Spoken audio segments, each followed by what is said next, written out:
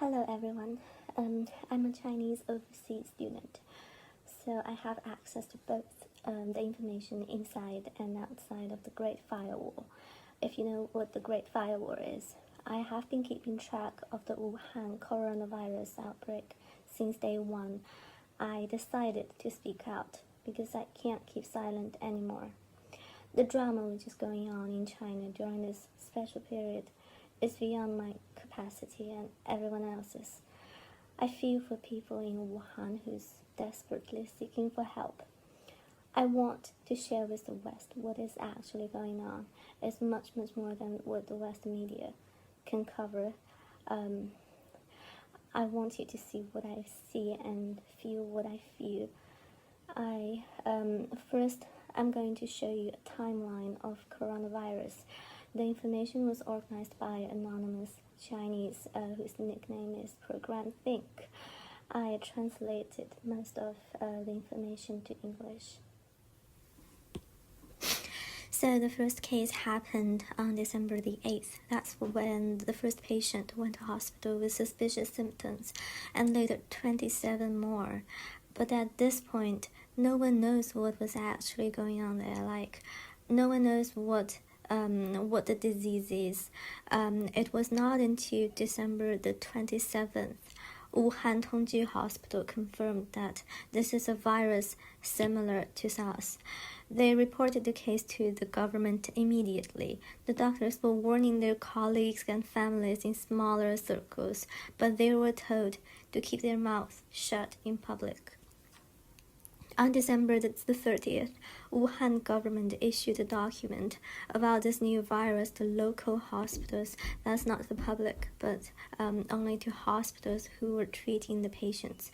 They're asking them to report every case, but strictly keep the information secret to the public. This is a document that the Wuhan government issued to local hospital. They said, according to the emergent situation, every hospital should raise awarenesses. It's highly important to have good organization and keep the patients well. They should report to the government immediately. But without authorization, no one would disclose the information to the public. So on the right, these are some screenshots from WeChat. WeChat is like WhatsApp in China, where the people within the Great Firewall, they can communicate with each other. These are evidences that before the government announced to the public, the doctors treating the patients, who knows what's actually going on, the seriousness of the disease, they warned the family and friends around them how to be careful. This is saying like the seafood market has confirmed 7 cases of SARS. They're just in our hospital. Please be careful. This is saying, my fellow colleagues, please don't go outside. And this is saying, thank you, Dr. Liu. This is saying the government has not decided to disclose it to the public. And this is saying, please be careful yourselves. So remember, this is December the 30th, which is almost 3 weeks from when the first case was found in Wuhan seafood market. And the doctors knows what's going on, but they were told to keep their mouth shut. So on December the 30th at night, there were tweets hashtagged with Wuhan SARS on Weibo. This is Wuhan SARS. Because they don't know that's coronavirus at that point. They just know it's something similar to SARS and it's dangerous. Weibo is a Chinese version of Twitter. Basically, people get information from there. Sometimes the government make their announcement there also. But these tweets with that hashtag was soon deleted by the administrators of Weibo. On December the 21st, journalists from a Chinese media, which I believe is Chinese Business Act, they went to the seafood market in Wuhan, which was very brave. It was operating normally.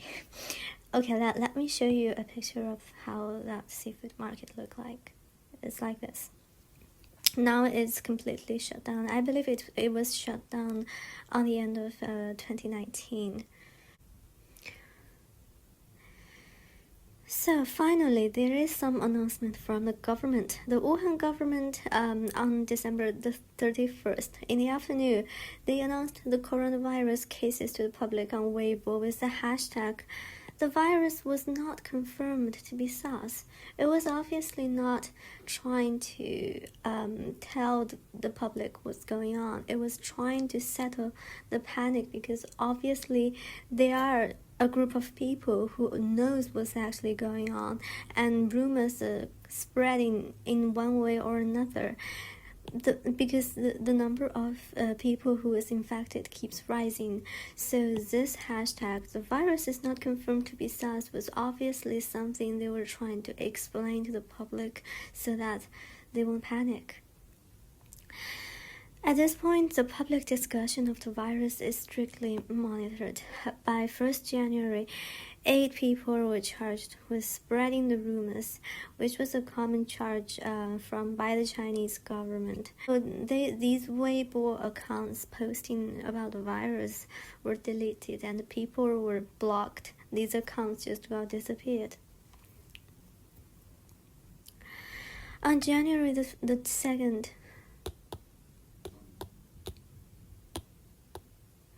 another Chinese media it's called Xinjianbao, went to a Wuhan hospital to investigate the situation. The patient told the public, "I'm getting better, not to worry." On January the 4th, Hong Kong declared emergency to the outbreak of the virus.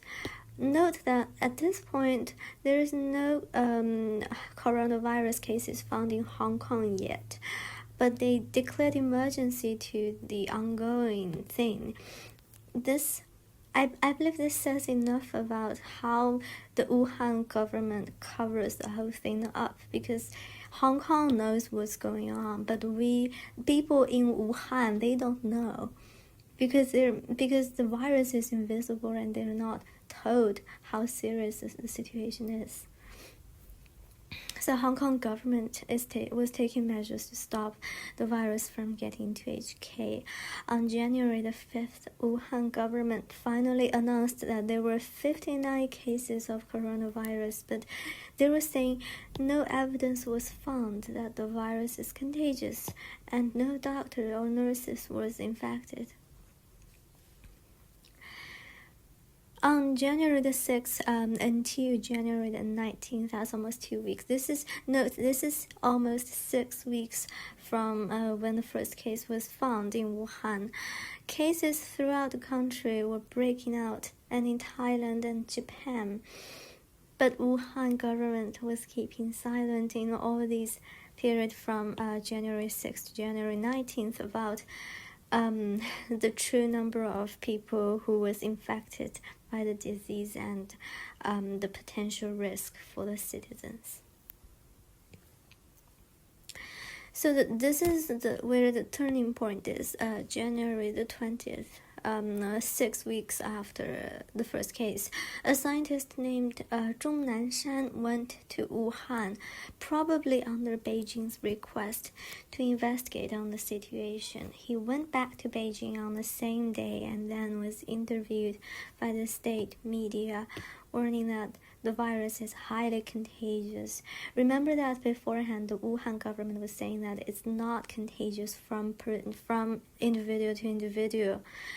15 and this guy said 15 people who were treating the patients were also infected, and then only at this point people in the whole country knows what's actually going on in Wuhan, and even for Wuhanese themselves.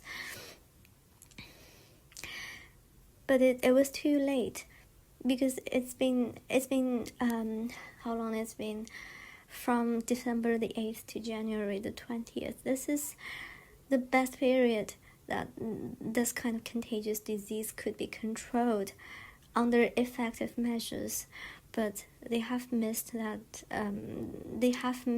opportunity, and now this is what was going on in Wuhan.